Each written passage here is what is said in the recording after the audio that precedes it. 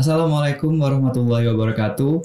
Halo sahabat kampus dimanapun kalian berada, gimana nih kabarnya? Semoga terus sehat dan juga terus bersemangat ya untuk menjalani kegiatan perkuliahan ataupun aktivitas yang lainnya ya. Pastinya harus dong. Senang rasanya kali ini saya Adam Cesar menyambut teman-teman sahabat kampus semuanya untuk bisa menyaksikan episode kali ini di Maliki Podcast. Seperti yang kita tahu juga, Maliki Podcast terus membahas seluk-beluk dari kampus kita tercinta, Kampus Ulul Albab, Kampus UIN Maulana Malik Ibrahim Malang.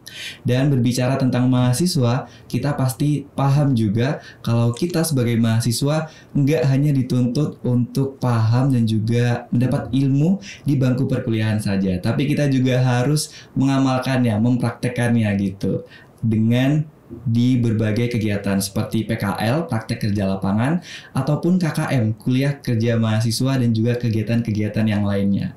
Nah, teman-teman, kita juga udah paham juga nih kalau misalnya KKM itu akan dilaksanakan di bulan Desember depan ini. Itu artinya beberapa hari lagi ya kita akan melaksanakan KKM. Tapi teman-teman udah siap belum untuk melaksanakan kegiatan KKM ini? Atau masih ada yang masih dibingungkan atau masih bertanya-tanya gitu ya, ini sebenarnya bagaimana sih mekanisme dan segala macamnya. Nah, kali ini pas banget teman-teman sahabat kampus harus terus menyimak episode kali ini karena sekarang saya sudah bersama dengan Dr. Saiful Mustafa selaku penanggung jawab kegiatan KKM. Assalamualaikum Bapak. Waalaikumsalam warahmatullahi wabarakatuh. Sehat alhamdulillah Mas Adam. Ya Pak, seperti yang kita tahu juga nih, Bapak Saiful Mustafa ini selain dosen pendidikan bahasa Arab, Pak, juga banyak karya inovasi di pembelajaran bahasa Arab juga. Tapi juga beliau aktif mengelola lembaga penelitian dan pengabdian masyarakat sebagai Kepala Pusat Pengabdian Masyarakat LP2M. Masya Allah Bapak. Tapi hal lain yang kita juga harus tahu nih Pak, dari sisi lain Pak Saiful itu apa lagi nih Pak? Ya, sebagai dosen di kampus, kemudian di masyarakat saya juga aktif di masyarakat, baik majelis taklim atau mengajar di beberapa pesantren. Dan itu termasuk dari bagian Tridharma Perguruan Tinggi. Jadi kita juga bergerak di kegiatan kemasyarakatan yang lainnya. Jadi kita punya dua kaki, Mas Adam, kaki satu di kampus, kaki dua di masyarakat. Masya Allah, emang benar-benar ini ya Pak ya. Juga Bapak kan mengajar juga untuk mengabdi gitu nih Pak, untuk meneruskan cita-cita masa depan gitu ya. Memperkaya ilmu dari mahasiswa seperti Pak. Juga untuk mengabdi kepada masyarakat. Masya Allah sekali Bapak. Nah, Bapak Saiful Mustafa sebagai Kepala Pusat Pengabdian Masyarakat LP2M nih Pak. Seperti yang kita tahu juga bulan Desember nanti nih Pak, ada salah satu kegiatan KKM yang akan terlaksana, KKM reguler. Seperti itu ya nggak Pak? Apa sih Pak perbedaan dari KKM di tahun 2022-2023 dengan tahun sebelum-sebelumnya nih Pak? Ya, oke. Terima kasih Mas Adam sebelumnya ya. Saya sapa dulu pemirsa Maliki Podcast. Assalamualaikum warahmatullahi wabarakatuh. Bismillah, alhamdulillah, wa syukurullah, wa la hawla wa la quwata illa billah, amma ba'du. Alhamdulillah, pagi ini saya diundang oleh Maliki Podcast untuk menjelaskan kegiatan salah satu kegiatan penting bagi mahasiswa, yaitu kuliah kerja mahasiswa yang akan dilaksanakan di bulan Desember. Jadi Mas Adam, memang ini banyak perubahan ya untuk tahun ini. Perubahan itu pertama didasarkan karena kurikulum baru dari pemerintah, kurikulum Merdeka Belajar Kampus Merdeka atau yang kita sebut kurikulum MBKM. Juga karena visi misi kampus kita juga berubah. Jadi visi kampus kita sekarang menjadi kampus yang unggul bereputasi internasional.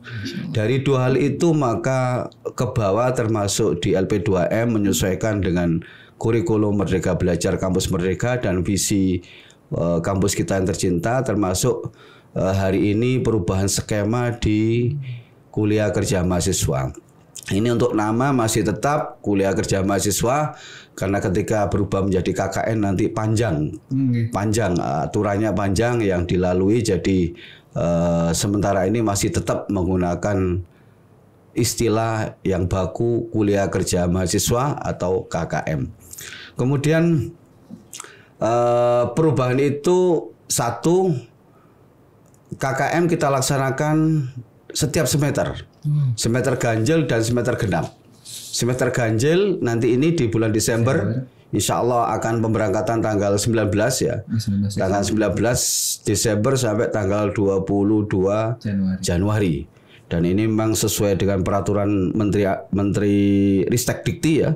Jadi mahasiswa disyaratkan untuk mengikuti kegiatan KKM 5 minggu. 5 minggu berarti 1 bulan lebih ya. 1 bulan lebih karena setiap bulan berbeda-beda ya. Ada yang 32 hari, 33 hari.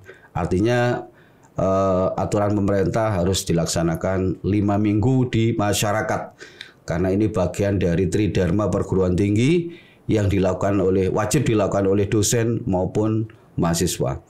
Untuk Desember ini, untuk semester ganjil ini, itu jenis KKN-nya 1 KKN reguler ya. KKN reguler 5 minggu tanggal 19 sampai tanggal 19 Desember sampai 22 Januari. Kemudian ada KKM MBKM ya, Merdeka Belajar Kampus Merdeka. Ini nanti 4 bulan ya, 4 bulan. Kemudian nanti lokasinya saya jelaskan. Kemudian KKM internasional ini nanti di luar negeri. Ada beberapa negara. Ada Mesir, Arab Saudi, kemudian Malaysia yang di Asia Tenggara, Malaysia, Thailand, dan Kamboja. Ini yang semula kita rencanakan 3 bulan, untuk sementara ini masih mengikuti aturan kementerian untuk 5 minggu saja dulu. 5 minggu saja dulu. Jadi mungkin kalau ada perubahan nanti kita sesuaikan dengan aturan pemerintah. Karena semuanya harus berbasis aturan atau perundang-undangan. Kemudian untuk yang semester genap itu kita adakan 1 minggu setelah UAS selesai. Ya, ada KKN reguler, ada KKN persemakmuran. Persemakmuran ini KKN yang akan dilaksanakan bareng-bareng dengan kampus lain yang ex IAIN Sunan Ampel ya. Ada 9 kampus, UIN Malang, UIN Surabaya, UIN Jember, UIN Tulungagung, UIN Mataram, UIN Samarinda, IAIN Ponorogo, IAIN Kediri, dan IAIN Madura. Jadi persemakmuran ya, ex Sunan Ampel. Ini juga akan dilaksanakan di semester genap. Waktunya sama 5 minggu. Kemudian ada KKM DR. Ya. Jadi ini perbedaannya. Yang sekarang ini, yang tahun lalu itu memang KKMDR ya, kuliah kerja mahasiswa dari rumah karena kita masih pandemi ya. Jadi sekarang sudah pandemi, alhamdulillah sudah nggak ada. Jadi kita normal lagi. Tapi skema KKMDR itu masih tetap kita programkan. Tapi untuk mahasiswa yang terdampak bencana, baik bencana alam ataupun bencana kemanusiaan, seperti pandemi, bencana kemanusiaan. Dan yang kedua, bagi mahasiswa difabel. Ya, bagi mahasiswa difabel, lah 2 kriteria ini bisa mengikuti KKM DR. Gitu ya. Oke. Ini skema untuk KKM, dan insya Allah di bulan Juni atau Juli nanti tidak berbenturan dengan PKL, karena nanti mahasiswa ketika ikut PKL masih bisa, karena KKM akan dilaksanakan sebelum PKL gitu. Oke. Kemudian saya lanjut Mas Adam ya. Berarti kalau misalnya perbedaan sendiri dari KKM DR tahun 2021 yang kemarin ya Pak, cuma 1 jenis ya Pak. Kalau di tahun 2022 ini ada 6 jenis nih. Ada 6 jenis. Ya, ada 6 jenis KKM. Dari ini bisa dipilih oleh mahasiswa sesuai dengan minat dan kebutuhan. Dan kita adakan setiap semester agar mereka cepat selesai mengikuti perkuliahan dan cepat selesai menjadi sarjana. Ya. Kalau misalnya dari KKN reguler, kan ini adalah KKN yang terlaksana, yang juga banyak mahasiswa sudah mendaftar Pak di bulan Desember ini. Kalau misalnya KKN reguler ini apakah sama pelaksanaannya seperti PKL Pak? Atau seperti apa Pak? Beda ya, karena ini saya tidak tahu ini Desember ini ada PKL apa enggak ya. Ada PKL apa enggak. Memang idealnya itu ya PKL juga diadakan 2 kali di semester ganjil dan genap ya. Tapi itu wewenang fakultas, karena fakultas juga punya kalender akademik ya, tapi insya Allah tidak akan berbenturan karena kita selalu koordinasi juga dengan fakultas. Cuman semangatnya itu hanya satu, agar mahasiswa banyak alternatif mengikuti kegiatan baik itu KKN atau PKL, dan semangatnya biar mereka cepat selesai, itu aja. Ya. Benar. Jadi tidak ada alasan saya belum selesai karena KKN belum ambil dan sebagainya. Itu ya. Banyak nanti mahasiswa atau teman-teman sahabat kampus yang karena bingung nanti aja ngambil KKN-nya, nanti ngambil PKN-nya karena masih bingung seperti itu. Nah, sekarang sudah dijelaskan sama Pak Saiful Mustafa. Kalau KKN reguler sendiri Pak, mekanismenya seperti apa Pak? Mulai dari pendaftaran, pembekalan sampai nanti di pelepasan di Desember tanggal 19 ya, Pak. Pendaftaran semuanya melalui aplikasi ya di SIPEMAS ya, karena mahasiswa punya akun masing-masing, pendaftarnya di sana, kemudian nanti mungkin besok atau besok lusa ada pembagiannya pun itu berdasarkan sistem ya, tidak bisa memilih seperti KKMDR ya. Dulu KKMDR kita bisa milih ya karena memang situasi ya, tapi sekarang tidak bisa karena yang bekerja adalah sistem. Jadi nanti si fulan akan di mana, kemudian DBL-nya siapa, ini saya juga tidak tahu. Jadi akan diacak, tapi yang jelas antar fakultas tidak bisa. Jadi maksudnya gini, satu fakultas satu kelompok tidak bisa. Jadi di sistem diacak memang berbagai fakultas agar mereka itu bersama-sama membangun desa dengan disiplin masing-masing mahasiswa itu. Benar. Ya. Kemudian nanti tanggal 19 pagi pukul 7 akan diberangkatkan oleh Bapak Rektor. Nanti berkumpul di lapangan UIN Malang menggunakan jas alma mater. Dari situ nanti didampingi oleh DPL untuk selanjutnya ke masing-masing lokasi sesuai yang diumumkan oleh sistem ya, oleh sistem. Dan pelaporannya pun itu juga diunggah di sistem.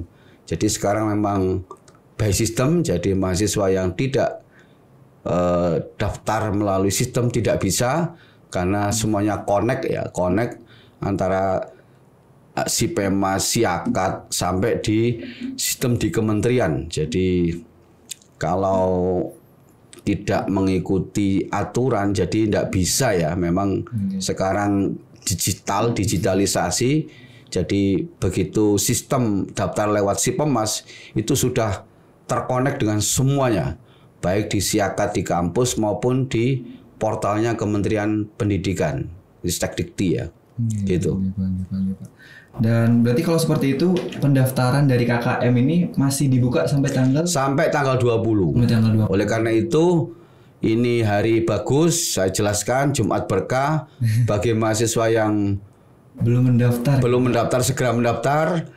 Bagi yang sudah mendaftar tapi masih bingung, setelah ada penjelasan ini jangan bingung lagi.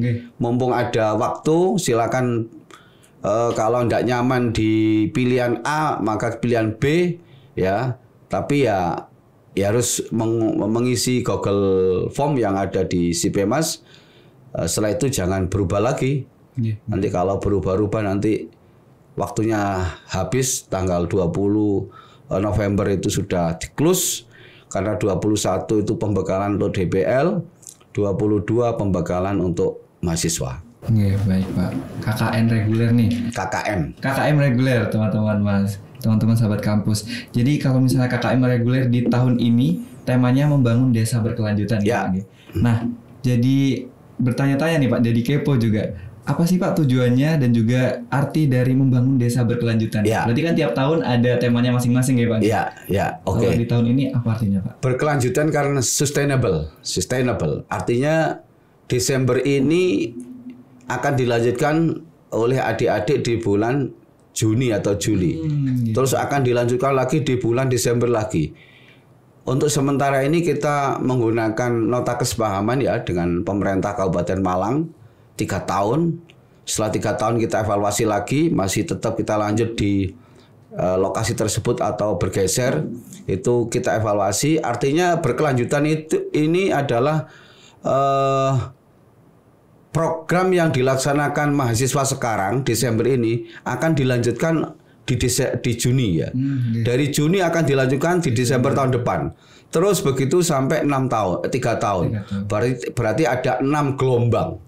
Oleh karena itu berkelanjutan itu adalah indikatornya adalah ada progres. Setiap kegiatan KKM ya, seperti ini gelombang 1 ya.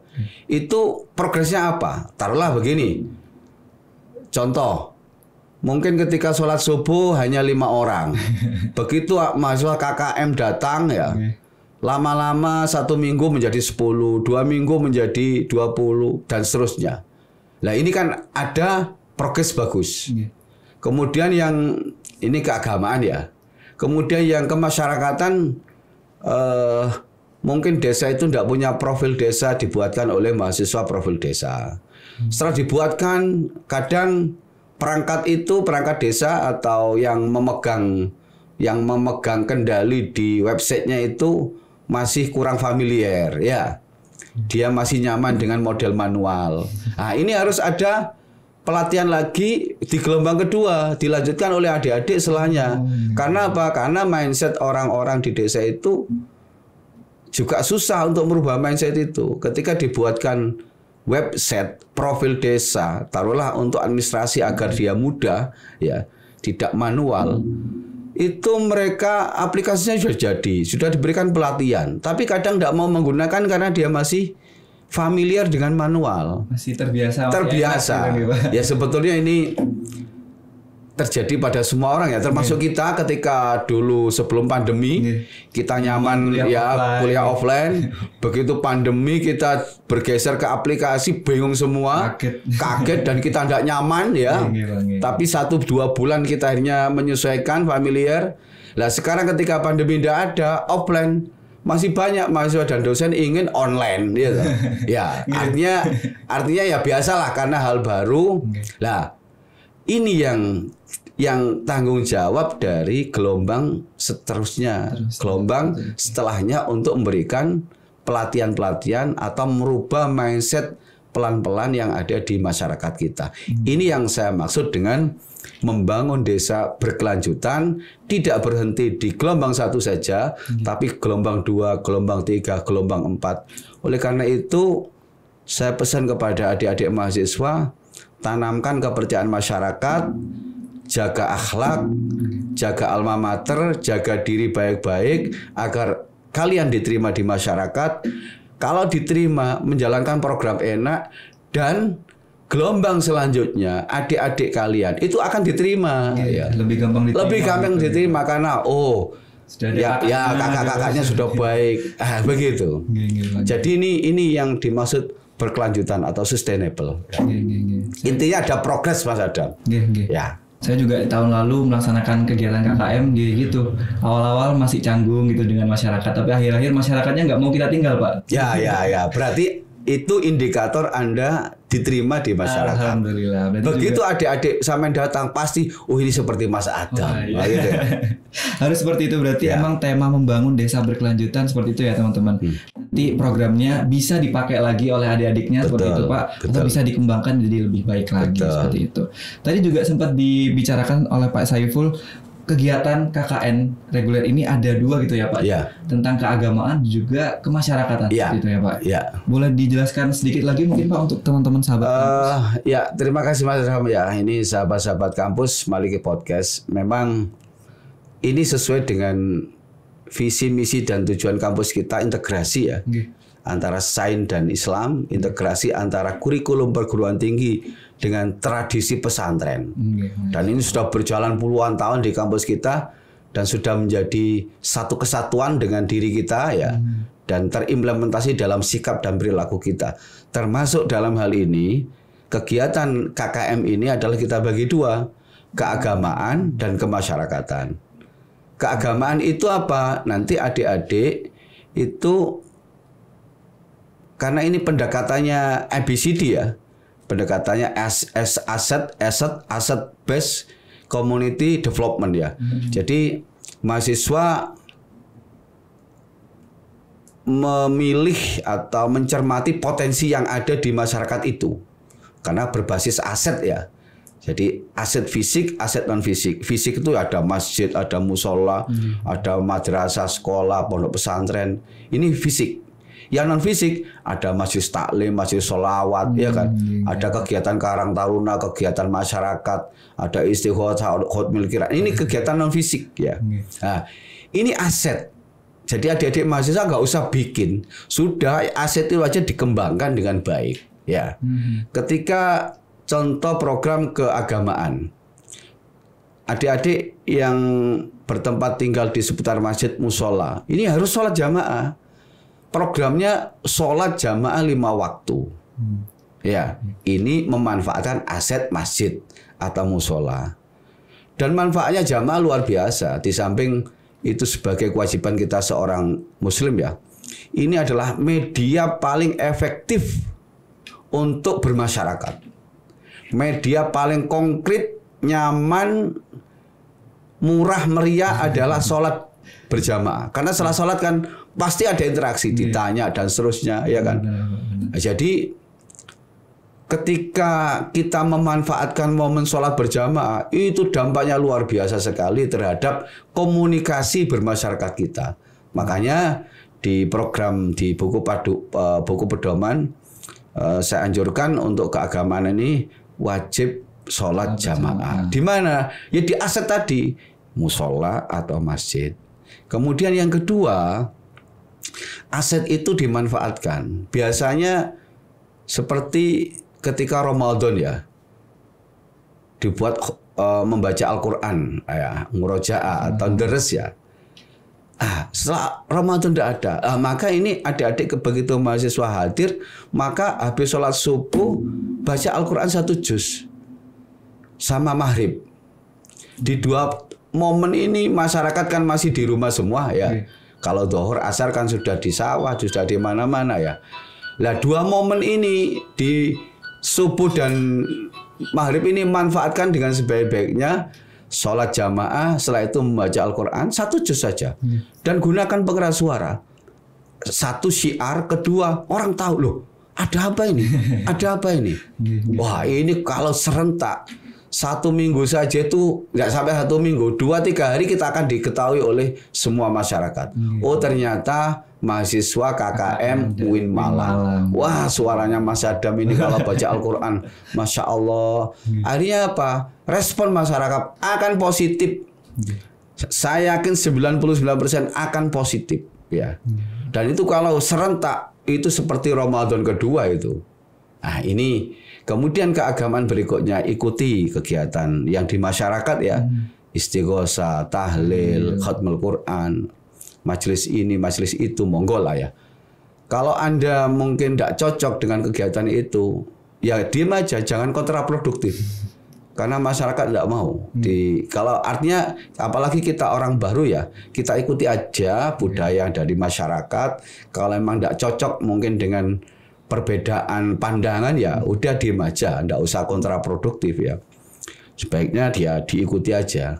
Apalagi ketika seumpama di majelis tahlil, majelis sholawat ya, Anda orang baru, kemudian begitu datang salaman, apalagi itu sama salamannya sampai mencium tangan orang tua-tua itu, wah itu pasti akan dapat anjungan jempol. Pertama apa? Mereka orang tua. Meskipun beliau petani, ya orang tua. Anggap saja orang tua kalian. Nah ini yang keagamaan, gambaran sederhananya begitu. Kemudian kemasyarakatan, masyarakat ini ada di desa, ada di sekolah. Jadi yang pagi dan sore ya, subuh dan maghrib kan di masjid dan musola ya. Siang ini ya di masyarakat. Jadi kalau mungkin prodinya fakultas tarbiyah ya mungkin di sekolah ya. Di sekolah ngajar macam-macam ya. Tapi yang prodi non sosial ya, mungkin dari sains dan teknologi ke masyarakat desa. Jadi koordinasi dengan perangkat desa atau kepala desa apa yang dibutuhkan. Mungkin membuat profil desa, menggambar desain desa mungkin bagi yang arsitektur dan seterusnya ya. Karya-karya itu ya, karya-karya itu nanti harus disertifikatkan sama Mas Adam ya.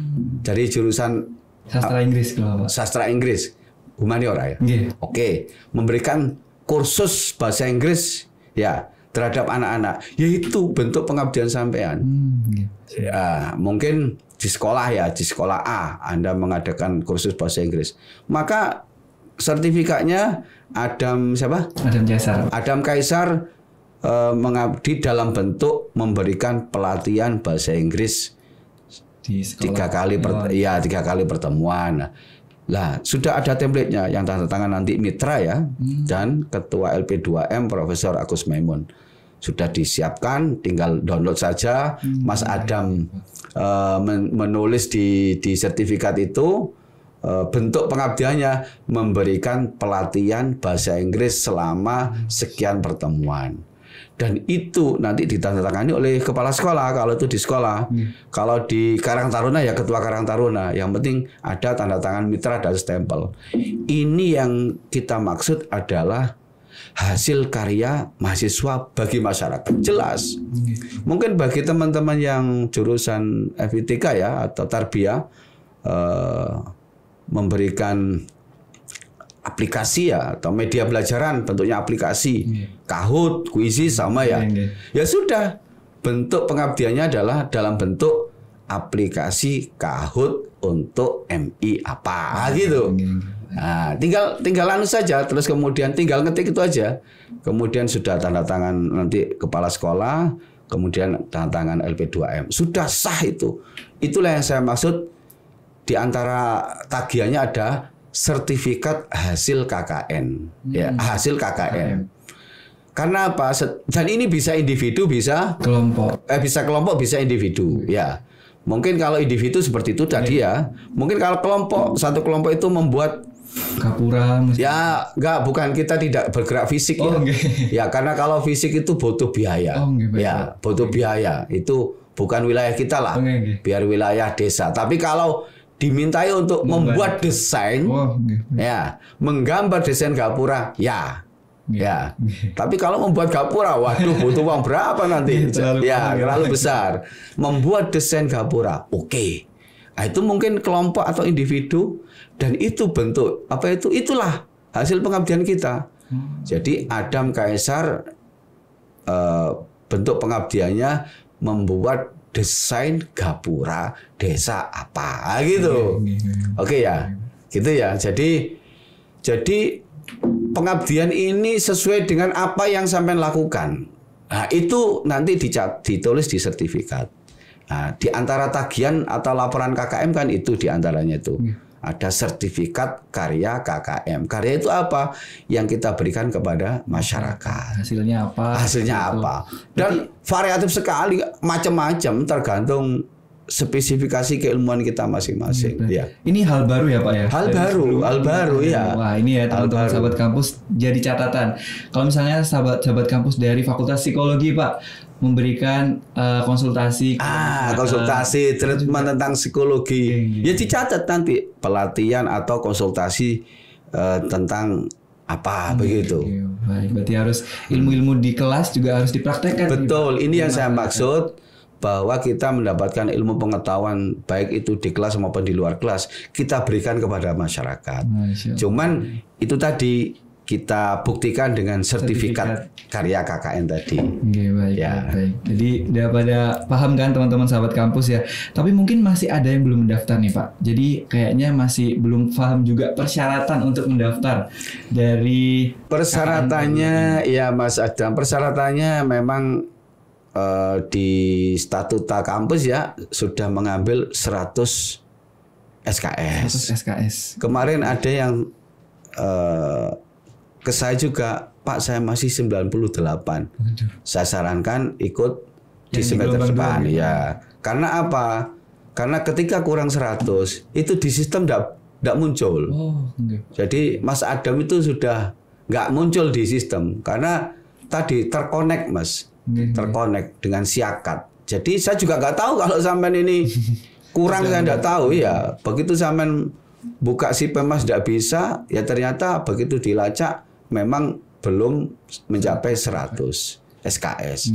Dan itu sudah terprogram dengan baik. Makanya adik-adik mahasiswa bagi yang belum mencapai 100 ikut yang di semester depan. Ini yang saya maksud tidak menghambat selesainya kuliah kita karena per semester ada.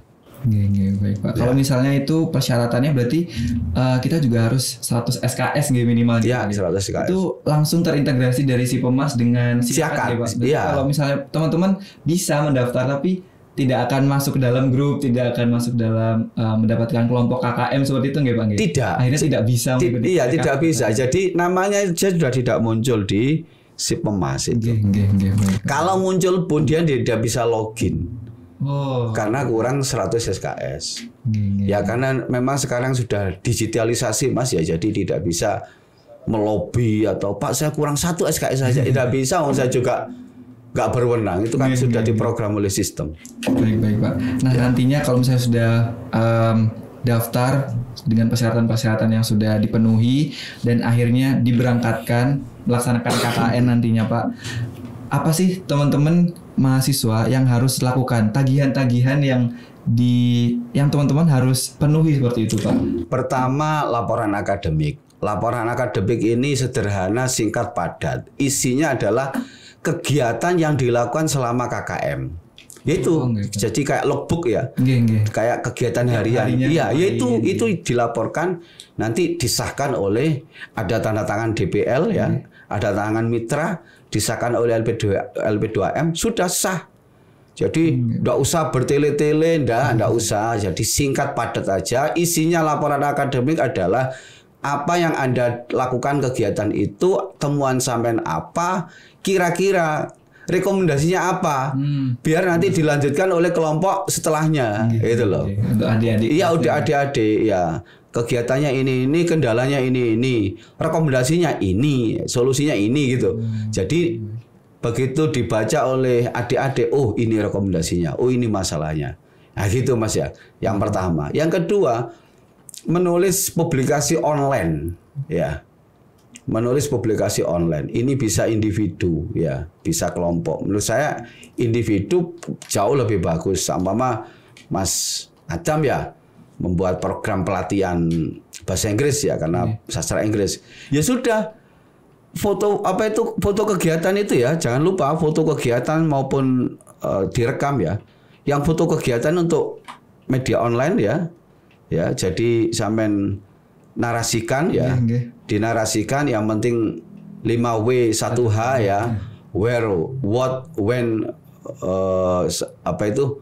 why sama how ya. Di mana, kapan, kemudian mengapa dan bagaimana kegiatannya, yaitu ya paling 4-5 paragraf selesai. Jangan panjang-panjang karena kalau panjang-panjang juga yang baca males. Jadi isinya media online, publikasi media online itu ya 3-5 paragraf lah, tapi padat. Pilihan diksi katanya juga jangan ngawur karena media online kalau media massa memang pilihan diksinya harus padat, bermakna itu. Kalimat-kalimat yang tidak penting tidak usah muncul. Kemudian yang tersebut gitu-gitu tidak boleh muncul. Soalnya nanti yang membaca masyarakat luas Pak. Masyarakat luas karena online terbuka kan, siapapun bisa membaca. Yang kedua, itu yang ketiga ya. Yang ketiga jurnal ilmiah. Video pendek. Ya, video pendek. Durasinya 3-10 menit. Jadi apa yang Mas Adam lakukan di video. Mengadakan pelatihan, kursus, kemudian koordinasi dengan desa. Ya, di video, di foto, kemudian dinarasikan ya dalam bentuk video, dinarasikan fotonya ini pas kegiatan apa, ada suaranya begitu. 3-10 menit, jangan lebih 10 menit. Jadi bosan orang Pak lihat, ya kan gitu. Di channel YouTube itu kan paling 3-10 menit. Yang panjang-panjang kan orang nggak lihat itu. Makanya video ini usahakan nggak sampai 10 menit tapi padat, sudah menggambarkan informasi yang dilakukan selama 5 minggu itu. Dan yang keempat adalah jurnal ilmiah. Ini manfaatnya besar sekali dan ini harus di bawah bimbingan DPL, ya DPL karena karya ilmiah, dan itu sudah ada di buku pedoman template-nya ya.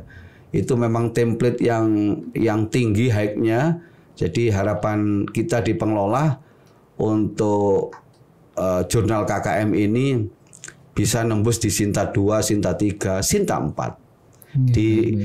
Kalau mengikuti template itu, kalau Sinta 3, 4 sudah bablas itu pasti bisa itu. Kalau mengikuti template itu ya. Karena template itu saya dibuat memang untuk yang Sinta 3 dan 2. Ya. 1, kedua belajar menarasikan data itu. Dan ini hubungannya juga dengan skripsi ya. Hubungannya dengan skripsi. Dan yang keempat, yang terakhir tagihannya tadi sertifikat karya KKN ya. Itu tinggal, kalau itu tinggal download sertifikatnya, terus diketik apa tadi, kalau Mas Adam memberikan pelatihan bahasa Inggris ya, pelatihan bahasa Inggris selama berapa pertemuan di sekolahan apa. Udah tanda tangan mitra, LP2M jadi. Dan semua tagihan itu, laporan itu diupload lagi di Sipemas. Karena apa? Itu akan terkonek dengan Siakat, terkonek dengan di kementerian. Gitu. Sekarang ini sudah by digital. Ya. Enak semuanya gitu. Enak semua, ya. Sudah tidak paperless lagi. Ya.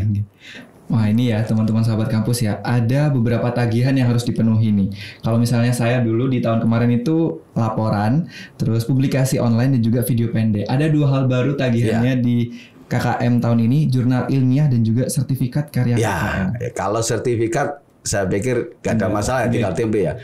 Jurnal ini per orang atau per kelompok boleh, per individu boleh. Per kelompok boleh, per individu boleh. Cuman kalau memang per kelompok, kalau satu kelompoknya 15 orang ya paling tidak ya dibagi 3 lah, 5 orang ya. Dan selama 5 minggu itu data itu banyak sekali. Kalau selama 5 minggu itu hanya 3 jurnal kecil itu. Karena datanya banyak sekali. Data karena di lapangan. Dan itu menurut saya jangan berhenti di jurnal itu. Usahakan dijadikan skripsi. Itu sudah 50% data selesai. Tinggal Anda mengelola, udah tinggal maju ujian skripsi. Makanya menurut saya ini manfaatkan betul kegiatan KKM ini, tidak hanya untuk pengabdian tapi untuk riset Anda sebagai mahasiswa, ambil data sebanyak-banyaknya. Ya. Jadi menyelam sambil minum air. Benar sekali. Itu bisa ya teman-teman, apalagi untuk teman-teman yang seperti saya misalnya Pak, penelitian tentang penggunaan bahasa Inggris di MI apa gitu kan juga bisa nggak Bang? Bisa. Data dari KKM. Betul. Iya. Masya Allah. Semangat teman-teman. Iya betul Mas. Dan berbicara soal lokasinya Pak, saya juga sempat baca ada 20 kecamatan di Kabupaten Malang. Ya. Itu teman-teman bisa memilih sendiri atau dipilihkan? Kalau lokasi nggak bisa, karena memang lagi-lagi sistem ya. Jadi mahasiswa tidak bisa memilih, kemudian DPL juga nggak bisa memilih. Cuman tadi memang sudah diprogram bahwa setiap kelompok itu pasti berbeda fakultas, ya. Kemudian pasti ada yang aktivis, karena sudah robotnya sudah di setting begitu. Kemudian kalau yang makanya menulis di kegiatan dia itu penting karena untuk membagi itu, termasuk tidak mungkin anak HTQ, contoh anak HTQ ya, itu satu kelompok tidak mungkin, karena begitu dia mengisi dia itu di HTQ dia akan disebar oleh sistem, oleh robot itu, gitu. Jadi di kelompok ini, kelompok itu. Jadi begitu Mas Adam sekarang. Untuk pembagian kita tidak bisa memilih, beda dengan tahun-tahun yang lalu. Memang kita situasinya pandemi ya. Sekarang sudah tertata lagi, by sistem lagi, dan lebih terperinci. Itu lebih mudah, lebih enak. Benar Pak. Saya kalau memang terus jangan begini, waduh nggak dengan teman saya, justru dengan tidak teman sampean itu sampean punya teman baru. Ya kan gitu ya. Dari fakultas yang berbeda-beda. Jangan berteman dengan itu saja. Dunia ini kan luas dan mahasiswa ini kan banyak. Semakin banyak berteman, semakin banyak rezeki, semakin banyak informasi, semakin mempererat hubungan persaudaraan. Benar, itu tadi teman-teman. Juga kita udah ada Mahat Pak, kita juga kenal semua teman. Ya, betul. KKN juga harus beda lagi temannya gitu ya Pak. Ya, ya. Jadi bisa nambah relasi juga. Kadang ini Pak, bikin cinlok Pak. Kita lokasi. Seperti itu. Nah berarti itu ya teman-teman. Kalau untuk lokasi, anggota kelompok, DPL itu semuanya sudah terintegrasi oleh sistem, jadi teman-teman nggak bisa memilih dengan siapa, lokasinya di mana, DPL-nya siapa. Pasti berharapnya yang terbaik aja teman-teman. Nanti pasti lingkungannya juga lingkungan yang baru, juga nanti di desa, kecamatan yang baru. Jadi harus bikin hal-hal yang baru seperti itu. Nah terakhir Bapak, untuk mungkin karena tadi sudah jelas semuanya dari mekanismenya, dari pelaksanaannya, dari tujuannya, juga saran dan masukan Bapak ini untuk teman-teman KKM reguler di tahun 2022-2023 gelombang pertama. Ya, saran saya yang paling penting bagaimana Anda diterima di masyarakat. Itu kunci. Jadi posisikan Anda ini diterima di masyarakat dulu. Oleh karena itu silaturahim penting. Jadi hari pertama, hari kedua itu ke tokoh-tokoh masyarakat, ke perangkat desa.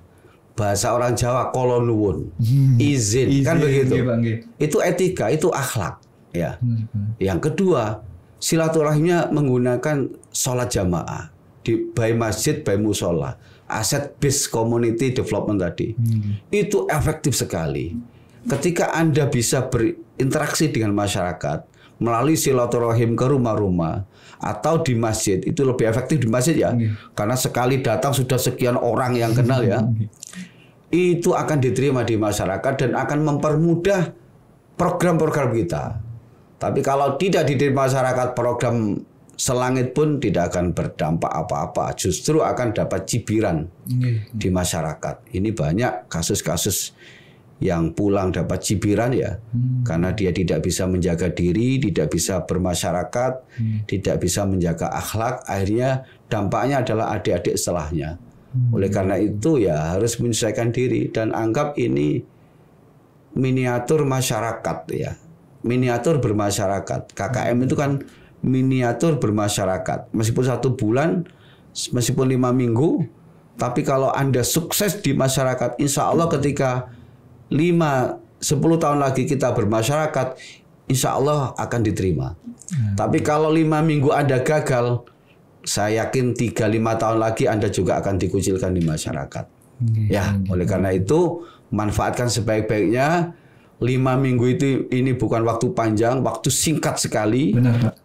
Anda harus padat kegiatan, padat silaturahim, padat komunikasi dengan masyarakat, insya Allah diterima di masyarakat. Dan ketika Anda diterima di masyarakat, nanti ketika kita pulang bermasyarakat beneran, insya Allah tidak jauh berbeda dengan itu. Benar. Itu Mas Adam. Ya berarti sarannya itu ya Pak ya. Yang paling pertama dekati dulu masyarakat. Kulo nuwun, sowan dulu gitu ya Pak ya. Karena kan kita juga ada di lingkungan yang baru dengan masyarakat yang baru. Ya kita juga harus mengenal kebiasaan, adat istiadat juga dari daerah tersebut. Mungkin juga harapan Bapak untuk pelaksanaan KKN reguler KKM nih, KKM yang dimulai dari KKM reguler yang akan terlaksana terlebih dahulu Pak. Jadi untuk KKM reguler ini tanggal 22 ini kan ada pembekalan ya. Oh iya, belum saya jelaskan. Pembekalannya tidak semua mahasiswa ya. Karena untuk reguler itu 3.575. Jadi tidak muat. Sedangkan lantai 5 itu hanya nggak sampai 1.000 ya. Ya mungkin nanti ketua kelompok dan sekretaris saja yang kita ambil. Kira-kira ada 200-an lebih ya kelompok, berarti ada 400 sampai 500 orang yang ikut pembekalan ya. Selebihnya lewat Zoom dan channel YouTube. Oh, ya. Baik, Pak. Zoom dan channel YouTube ya, karena mohon maaf tidak bisa semuanya. Dan mungkin nanti yang hari berikutnya yang pembekalan fakultas, kan ada ya pembekalan fakultas biar match dengan kegiatan di fakultas dan keprodian. Itu mungkin setiap fakultas dan prodi ya. Baik. Nah, ini kemudian yang KKM MBKM ya. Yang KKM MBKM ini saya sarankan kepada adik-adik yang milih KKM MBKM, pertama konsultasi dulu ke Prodi, ke Kajur ya, ketua program studi, karena saya lihat ada program studi yang sudah siap, ada program studi yang tidak siap ya. Maksudnya siap itu untuk konversi mata kuliah sudah siap ya, karena memang MBKM ini 1 semester atau 4 bulan di masyarakat ya. Di masyarakat. Nanti kalau Anda milih yang KKM MBKM di Desember ini, nanti tempatnya di Sumber Mujur Candipuro Lumajang. Tempat erupsi Gunung Merapi, hunian sementara dan hunian tetap. Jadi memang ada 2.000 rumah baru ya yang relokasi dari erupsi Gunung Merapi, Gunung Semeru, sorry. Nah, ini nanti di sana 4 bulan. Nah, kemudian tapi sebelum itu mohon untuk konsultasi dulu ke Prodi ya, karena memang ada 20 SKS ini, 2 SKS untuk KKM, yang 18 SKS ini untuk perkuliahan. Untuk konversi Prodi, dan konversi Prodi itu tidak semua mata kuliah ada di situ, dan tergantung apa yang dilakukan oleh mahasiswa di lapangan. Baik. Ya. Dan ini saya harapkan mahasiswa membaca juga buku panduan MBKM yang diterbitkan oleh Kemenristek Dikti maupun Kemenak ya, maupun yang diterbitkan oleh UIN Malang sendiri ya. UIN Malang sendiri ada buku panduan MBKM. Jadi bagi adik-adik yang milih MBKM mohon dipelajari betul biar memang tidak salah memilih. Tidak salah memilih, khawatir waduh ini kok jadi 4 bulan. Biar tidak begitu. Ini mumpung masih ada waktu 2 hari untuk berubah, untuk berganti skema jenis penelitian. Dan bagi yang KKM internasional itu ya, yang KKM MBKM ya, jadi konsultasi ke Prodi dulu. Kalau Prodi nggak ada mungkin ke Wakil Dekan 1 ya, masing-masing fakultas. Sekali lagi ada yang Prodi sudah siap, tidak siap, ya memang karena ini hal baru, kita maklumi. Mungkin kalau semester depan atau tahun depan insya Allah sudah siap klik ya, karena memang ini hal baru, biasalah ya, seperti ketika kita pandemi ya, offline online, wah kita kan ribut ya, karena baru ya, tapi begitu 1 tahun berikutnya nyaman kita. Ini MBKM juga begitu, ini skema baru di kampus kita, jadi kalau ada kekurangan saya mohon dimaklumi, karena kami sebagai pengelola juga seperti itu terjemahan kami di MBKM, Prodi juga begitu. Tapi kalau kita tidak melakukan, kita tidak tahu. Ya.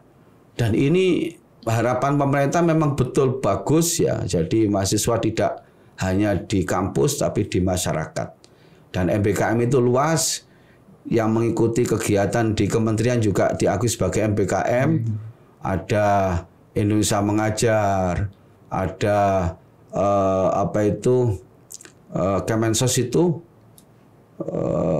pejuang muda ya, ada pejuang muda, ada banyak yang di program dari kementerian banyak sekali, dan itu di buku panduan diakui sebagai MBKM. Nah, makanya adik-adik ini kan pilihan banyak sekali, monggo. Bagi yang mengikuti Indonesia Mengajar, berarti Anda sudah nggak mengambil KKM, nggak mengambil PKL, mungkin begitu ya. Ya kalau KKM jelas dia sudah diakui ya. Tapi untuk Prodi mungkin dikonsultasikan ke program studi. Bagi yang internasional juga begitu, siapkan 5 minggu. Cuman mohon maaf untuk biaya masih ditanggung masing-masing mahasiswa. Tapi untuk visa ya sama akan diurus ya, dibantu diurus visa sama tempat tinggal ya. Untuk makan disiapkan dulu, tapi biasanya disiapkan gratis di tempat masing-masing. Tapi untuk sementara tetap siap dulu aja ya. Kalau gratis alhamdulillah. Ini tempatnya di Mesir, ada beberapa yayasan. Kemudian yang di Saudi Arabia itu ada Sekolah Indonesia Riyadh, tempatnya di Riyadh. Sekolah Indonesia Mekah, tempatnya di Mekah. Sekolah Indonesia Jeddah, tempatnya di Jeddah. Ya, bisa umroh dan sebagainya. Ya, di buku panduan sudah ada estimasi biayanya. Itu. Baik Pak, sudah jelas semuanya tentang KKM. Ada 6 jenis KKM di tahun 2022 ini. Tapi yang nanti di bulan Desember itu akan terlaksana KKM reguler dari tanggal 19 Desember sampai tanggal 22 Januari tahun 2023 nih. Jadi teman-teman semoga video ini bisa menjawab gitu ya kayak apa hal-hal yang masih dibingungkan, apa hal yang masih dipertanyakan, apa sih ini sebenarnya KKM kayak gimana, mekanismenya seperti apa, semuanya sudah jelas dijelaskan oleh Bapak Dr. Saiful Mustafa. Terima kasih Pak. Ya, mungkin ada tambahan Mas Adam ya. Boleh, Pak. Jadi untuk DPL ya ini tadi belum disinggung ya. Untuk dosen pembimbing lapangan, pertama saya harap untuk membimbing mahasiswa dengan betul-betul serius, dengan hati yang tulus, ikhlas. Karena adik-adik ini masih belajar bermasyarakat, saya harap untuk membimbing bermasyarakat dengan sebaik-baiknya ya. Mulai dari survei didampingi, kemudian mencari tempat itu ya. Survei itu kan juga mencari informasi sekaligus tempat menginap ya, tempat menginap, dan ini tempat menginapnya enggak boleh campur ini. Kalau ada yang campur ini sadel ini enggak boleh. Jadi laki perempuan harus beda ya, harus beda karena kita alma mater UIN dan semua kampus juga akan beda itu. Kemudian berikutnya bagi DPL dan mahasiswa untuk mengisi fakta integritas ya. Fakta integritas ini karena banyak kejadian sebelumnya itu ada yang hilang di pantai itu ya. Ini saya tidak menginginkan begitu. Ada yang jatuh dari tebing dan seterusnya. Makanya diisi fakta integritas. Intinya di fakta integritas itu menjaga diri. Ya, tidak mandi di laut, tidak panjat tebing, kemudian berkendara sesuai aturan lalu lintas dan seterusnya. Ini menjaga agar tidak terjadi hal-hal yang tidak kita inginkan bersama ya. Karena kita tahu lokasi kita juga banyak berdekatan dengan pantai ya. Oleh karena itu isi fakta integritas agar kita lebih hati-hati. Semoga tidak ada apa-apa ya. Yang berikutnya bagi DPL dosen bimbing lapangan ini sertifikat KKM ini sebagai acuan ya, salah satu syarat prioritas bagi kami sebagai pengelola untuk kita lanjutkan mendapatkan bantuan UIN Mengabdi di tahun 2023. Kita prioritaskan bagi dosen yang sudah membimbing di lapangan. Kemudian berikutnya bagi dosen yang belum berkesempatan mengikuti kegiatan KKM atau mendapatkan bantuan di UIN Mengabdi Qarya Thayyibah, saya harapkan untuk pengabdian mandiri. Pengabdian mandiri yang penting ada progresnya, ada laporannya, ada laporan akademik, laporan keuangan, nanti disahkan oleh LPM, itu sudah sah dan bisa diajukan sebagai pengabdian mandiri untuk memenuhi BKD dosen. Karena setiap dosen punya kewajiban Mas, dan itu dihitung di beban kerja dosen. Karena ini KKM ini kan juga tidak menyerap semua dosen ya, sebagai DPL. UIN Mengabdi juga tidak bisa menyerap semua dosen, maka kita siapkan skema pengabdian mandiri bagi dosen. Sama saya mengadakan majelis taklim setiap minggu rutin ya. Nah, itu kita narasikan, ada dokumennya, kemudian ada estimasi biaya, kemudian kita jilid, ada tangan ketua takmir masjid atau ketua majelis taklim, ada pengesahan LP2M, sudah sah itu, sudah sah. Jadi pengabdian masyarakat mandiri. Nanti kita siapkan buku panduan pedoman pengabdian mandiri bagi dosen. Itu Mas. Benar. Berarti juga selain mahasiswa juga dosen pembimbing lapangan juga harus bisa terkoordinasi gitu nggak? Iya. Dan itu wajib ngabdi juga dosen ya. Jadi itu ya teman-teman sahabat kampus, teman-teman jangan khawatir nanti pelaksanaan KKM ini akan dibimbing oleh dosen pembimbing lapangan seperti itu. Jadi pasti informasi-informasinya sudah jelas dari dosen pembimbing teman-teman semuanya. Terima kasih banyak Bapak Saiful Mustafa atas informasinya yang pasti bermanfaat ya Pak ya. Insyaallah. Dan semoga juga sudah menjawab pertanyaan-pertanyaan dari teman-teman sahabat kampus tentang mekanisme pelaksanaan KKM ini. Saya Adam Cesar mengucapkan terima kasih dan juga sampai jumpa di konten-konten selanjutnya dari Maliki Podcast. Wassalamualaikum warahmatullahi wabarakatuh. Waalaikumsalam warahmatullahi wabarakatuh.